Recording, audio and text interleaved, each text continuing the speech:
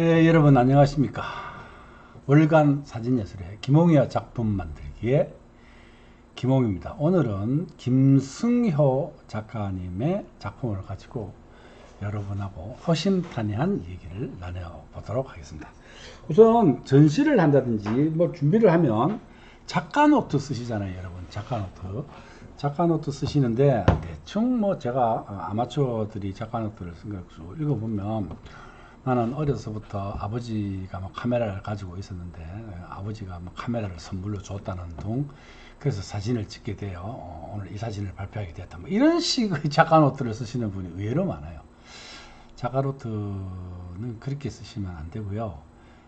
내가 이 사진을 해야 하는 이유, 마땅한 바에 대해서 쓰는 겁니다. 내가 이 사진을 찍지 않으면 안 되는 이유. 혹시 여러분 시인 중에 미국에 아주 독특한 시인이 있는데, 자신의 내면에서 으르렁거리는 소리가 나오지 않는다면 글 쓰지 마라, 뭐 이런 얘기 있어요. 그런 이야기를 한 사람이 있어요. 갑자기 이름이 생각이 안 나는데 또 이런 거는 맨날 갑자기 생각이 안 나네요. 이제는 명사치매가 아주 생활화된 것 같습니다. 아무튼 그렇게 할 수밖에 없는 타당한 철학적 이유를 찾아야 돼요. 내가 나무를 찍는다 그러면 나무를 찍을 수밖에 없는 철학적 이유. 그러니까 이제 내 개인의 이야기가 대단히 공통분모적인 인류의 이야기를 담는다 이러면 괜찮아요. 나쁘진 않지만 정말 그런 것 없이 자신의 개인담으로 넘어가면요, 사진이 아무리 좋아도 그걸 확장시키기가 어려워요. 그래서 가능하면 철학적 담론이 있는 작가 노트를 쓰는 것이 좋다, 이렇게 보아집니다. 특히 우리 아버지가 선물한, 우리 어머니가 선물한, 고등학교 때 뭐 선물 받은 카메라로 취미를 열심히 해서 뭐 사진 작가가 되고 어쩌고 하는, 또 왜 찍니 그러면 좋아서 찍는다, 뭐 이런 그런 얘기. 뭐 사진 좋아서 안 찍는 사람 어디 있어? 다 뭐 자기가 좋아서 찍는 거죠. 그렇게 하면 안 되고요. 왜 내가 이 사진을 찍을 수밖에 없고, 이 사진이 가진 가치는 이러한 것일 것이다, 뭐 이런 정도의 담론 정도는 구술해야 돼요. 김승효 작가는 어떤 나무에 대한 이야기를 하셨어요. 작가 노트에는 나무 숲에 들어가서 편안함을 느끼고 나무와 일체가 되는 그런 것을 느낄 수 있다. 그런데 나무라는 것이 그저 하나의 나무가 아니고 여러 가지 변화에 의해서 나무가 슬프게 보이기도 하고, 슬픈 나무가 되기도 하고, 또 행복한 나무가 되기도 하고, 또는 지혜로운 나무가 되기도 한다. 이제 이렇게 작가 노트를 썼어요. 비교적 다른 일반적인 자기의 이 나무에서 받는 자기 감흥 같은 걸 썼겠죠. 근데 이제 그게 사진으로 표현되어야 되잖아요. 본인은 느꼈어요.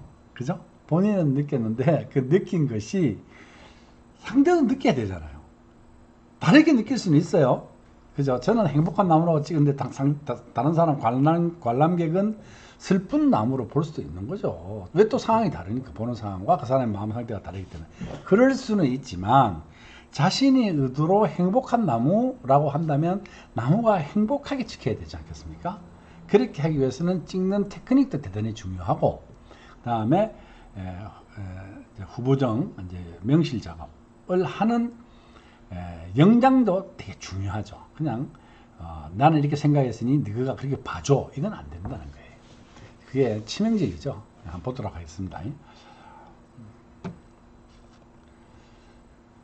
전형으로 이제 후레쉬를 쳤는지 그죠? 이런 나무를 보고 만약에 내가 행복한 나무라고 생각을 해요. 이제 내가 김승효라는 작가예요. 이거 행복한 나무다 이렇게 했는데 다른 사람이 볼 때는 별로 행복해 보이지 않아, 심심한 나무 같아.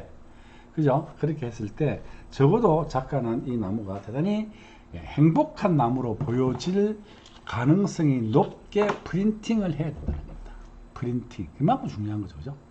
말이 다르죠. 제주도 같아요. 제주도에 사시는 작가님이셔서 그런지 말이, 안개 낀 날에 말 있다, 우리한테 신기한 풍경이죠. 무태 사는 사람들은 신기한 풍경이지만 그렇다고 해서 어떤 감흥이 있다든가 그런 건 또 아닌 것 같아요.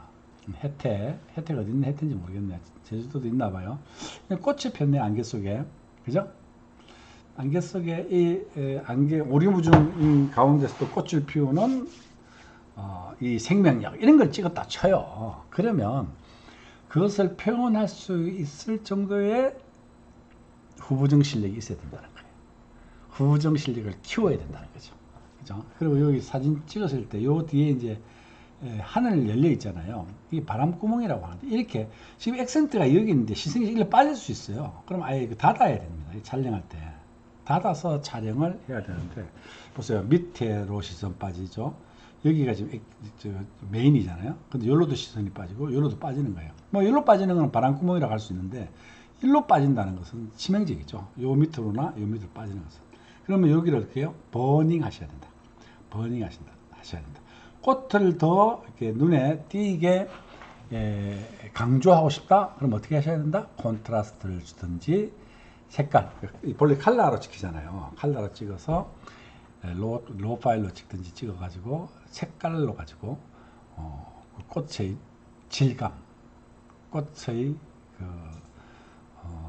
맛 이런 거를 좀 강조하셨어야 된다고 봐요. 그러니까 못하는 거죠, 그죠? 그러니까 내가 이렇게 봤으니 너도 이렇게 봐. 아니야, 내가 이렇게 봤지만 넌 다르게 볼 수 있잖아. 뭐 너희 다른 해석에 맡겨. 이것은 안 된다는 거죠. 적어도 작가는 자기 주장을 철저히 해야 된다는 겁니다. 참 바위들이 참 묘하게 생겼다, 그죠? 그게 또 안개가 껴서 그러나 봐요. 아니면 안개도 안개지만 뭐 렌즈가 뽀얀 것 같아요. 렌즈 좀 닦으세요. 네? 그죠? 자작나무 숲인가 봐요. 뭔가 이렇게 자작나무 숲이 조금 이렇게 자작나무 숲 같은 뭔가 그런 게 있거든. 여러분 자작나무 숲을 보면 좀 다르잖아요. 느낌이 있잖아요. 그런 것들이 전달돼야 되는데 막 자작나무야, 자작나무 숲이야 이런 느낌밖에 없는 것 같아요. 그런 것들을 좀 생각하셔야 될 것 같고 이거는 뭐가 박혀 있네요. 쇠가 박혀 있다. 쇠. 대단하다. 참 나무라는 놈이 신기한 놈이에요. 그죠? 그럼 이게 아픈 나무인가? 그렇죠. 이제 몇 개 생각할 수 있죠. 뭐 작가로서는 쇠가 박혀 있으니 아픈 나무다 이렇게 할 수 있지만 우리가 봤을 때는 참 그 나무가 역할이 참 신기하네. 이게 이제 결국은 껍데기 나무의 껍질이 다 싸게 되면은 저 안에 나무 안에 이제 그 쇠가 들어가는 거잖아요. 그죠? 참 신기하다. 이런 생각이 들지. 아픈 나무다 생각이 잘 안 드네요. 제가 실직이 아니어서 그런지 모르지만은 심심하다 그죠? 이 나무는 심심한 나무. 겨울나무. 이거는 이제 나무와 상관없죠. 자기 발을 찍고 돌아서서 찍은 것 같아요. 제주도는 이런 게 참 좋은 것 같아요. 이것도 마찬가지예요. 이게 이제 잘 보시면 요렇게는 흐름이 있어요. 촬영의 흐름. 근데 이게 산만하잖아요. 요렇게도 흐름이 있고 요렇게도 흐름이 있고 그죠? 근데 이런 거를 촬영하실 때 잘 보셔야 돼요.